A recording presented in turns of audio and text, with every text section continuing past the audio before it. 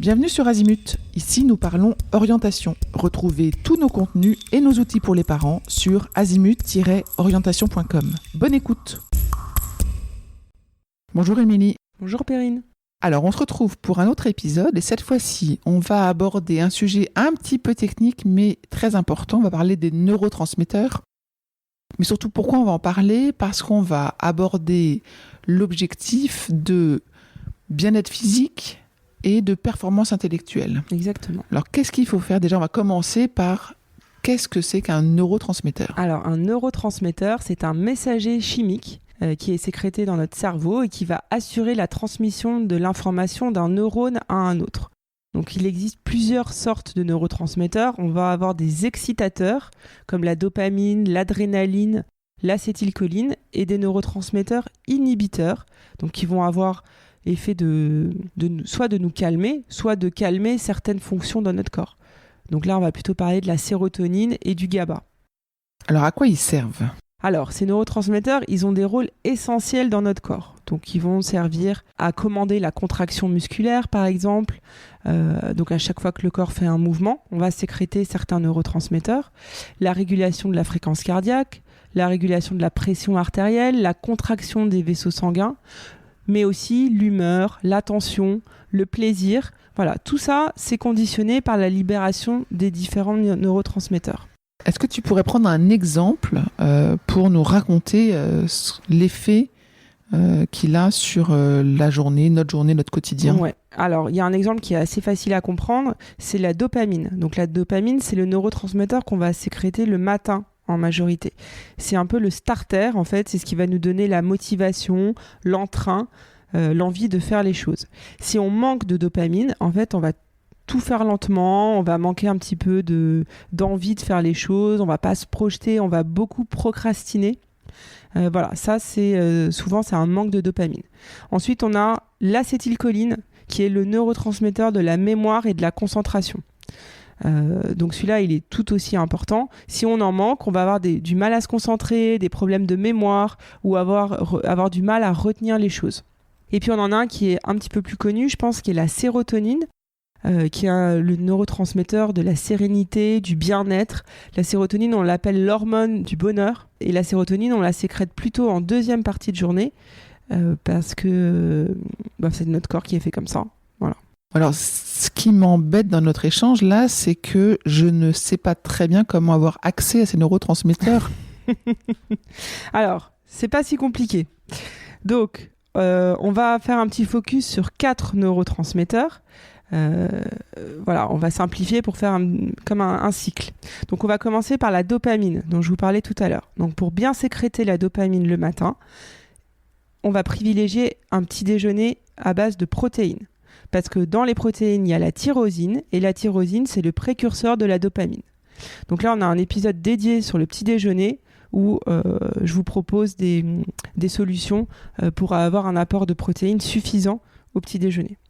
Ensuite, la dopamine, elle va se transformer en noradrénaline vers 11h du matin, qui va prendre le relais et qui va favoriser l'entrain au niveau physique. Donc la dopamine, c'est plus l'entrain intellectuel et la noradrénaline, ça va être l'entrain au niveau physique. Donc, il y a le froid qui va favoriser cette sécrétion de noradrénaline. Et notamment, c'est le conseil que je donne dans un des épisodes, c'est de prendre une douche fraîche le matin pour bien optimiser cette sécrétion de noradrénaline. Il faut aussi avoir suffisamment de vitamine C, qui est un cofacteur de la transformation, et puis éviter le stress, parce qu'en fait, quand on stresse, on sécrète du cortisol, et on va perturber la transformation de la dopamine en noradrénaline. Voilà, enfin, c'est un peu une usine à gaz, ces neurotransmetteurs, mais... Mais ce qui est intéressant, c'est que tu nous dis, en fait, on est quand même, nous, à l'initiative de cette transformation chimique parce que par notre façon de se comporter, par exemple la douche froide ou fraîche, et l'alimentation, ce qu'on mange aussi. Ouais. Alors ça va se faire de toute façon parce que notre corps il est fait comme ça. Mais là l'idée c'est de venir optimiser ou encourager tous ces phénomènes. On continue la journée ? Alors ensuite, dans l'après-midi, je vous parlais de la sérotonine. Donc la sérotonine, le pic, il est atteint vers 16-17 heures, mais la sécrétion, elle commence avant. Donc, il est important de consommer encore une fois des protéines au déjeuner, parce que dans les protéines, on a un autre acide aminé qui s'appelle le tryptophane et qui, lui, est le précurseur de la sérotonine.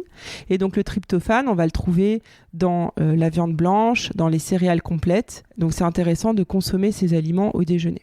Ensuite, on enchaîne avec le goûter. Donc au goûter, on peut encore plus booster la sécrétion de sérotonine. Et là, je vous propose un petit goûter spécial sérotonine qu'on peut préparer le matin avant de partir de chez soi. Donc on va trouver beaucoup de tryptophane dans la banane, dans les noix de cajou, dans le chocolat noir. Donc ça peut être un petit goûter qu'on emporte de la maison pour booster la sérotonine. Alors attention, c'est toujours pareil, il faut éviter les carences. Donc si on a des carences en vitamine B ou en magnésium, ça va perturber la bonne sécrétion de sérotonine. Et puis aussi, cette sérotonine, elle est sécrétée dans les intestins. Donc il faut avoir des intestins en bonne santé et une flore intestinale équilibrée. Ce que je remarque, c'est que la sérotonine, elle intervient à la sortie de classe, quoi. Ouais, elle intervient à la sortie de classe et le soir aussi. Ouais. Quand on manque de sérotonine, en fait, on va avoir... souvent, les personnes vont avoir des idées fixes. Quand on ressasse beaucoup les choses... quand par exemple une personne nous a mal parlé et que 3 heures après on est toujours en train de ressasser ça, voilà, tout le petit vélo dans la tête, les pensées répétitives, ça peut être un manque de sérotonine. Ok, en fin de journée, on continue avec l'hormone du bonheur ou on passe à autre chose? Alors, l'hormone du bonheur, c'est le précurseur de la mélatonine. Donc, la mélatonine, c'est l'hormone du sommeil. Donc extrêmement important aussi. Quand tu dis précurseur, ça veut dire quoi? Ça veut dire que l'une engendre l'autre. Ouais, en fait, elle se transforme en mélatonine. Avec plein d'autres choses, des cofacteurs. Mais si on n'a pas suffisamment de sérotonine, on ne va pas sécréter suffisamment de mélatonine. Donc on va avoir du mal à s'endormir, on va avoir un sommeil de mauvaise qualité. Donc c'est important d'optimiser cette sérotonine pour aider à l'endormissement et empêcher les réveils nocturnes. Parce qu'en fait, la mélatonine, c'est une hormone qui nous permet de s'endormir et qui va éviter les réveils nocturnes. Il y a une chose qui est redoutable pour empêcher la sécrétion de mélatonine, ce sont les écrans. La lumière bleue des écrans. C'est pas juste pour nous interdire de regarder le téléphone, non. C'est vraiment que ça a un effet. Voilà, ça a vraiment un effet là-dessus. Donc je recommande d'arrêter les écrans 1 heure avant le coucher. Oui. Pour pas bloquer cette mélatonine. Et puis surtout, si on se réveille la nuit, de pas regarder le téléphone.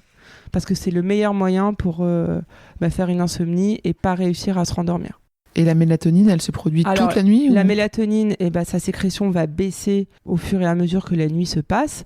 Donc la sécrétion va commencer à baisser vers 4-5 heures du matin pour justement préparer le corps au réveil. Et puis après, on revient sur le cycle de la journée. Donc le corps, il est super bien fait, il produit tous les neurotransmetteurs et il les transforme les uns en les autres, etc. Mais nous, on peut quand même accentuer tout ça. Exactement. En faisant attention à apporter les bons nutriments, donc qu'on trouve normalement dans l'alimentation. Mais si on a une alimentation qui n'est pas top, ou qu'on a des carences en certains nutriments ou vitamines, en fait, on va avoir du mal à sécréter certains neurotransmetteurs et à les transformer. Et puis notre manière d'être, notre façon de faire les choses, de regarder les écrans ou pas, aussi intervient jusqu'à nos neurotransmetteurs. Exactement. Génial, très intéressant. Merci Émilie. Merci Perrine. Pour aller plus loin dans l'accompagnement de votre enfant, rendez-vous sur azimut-orientation.com. Tous nos contenus y sont classés par thématique et vous pourrez consulter notre calendrier, notre annuaire d'experts et vous inscrire à la newsletter pour ne rien louper. Merci pour votre fidélité. À bientôt.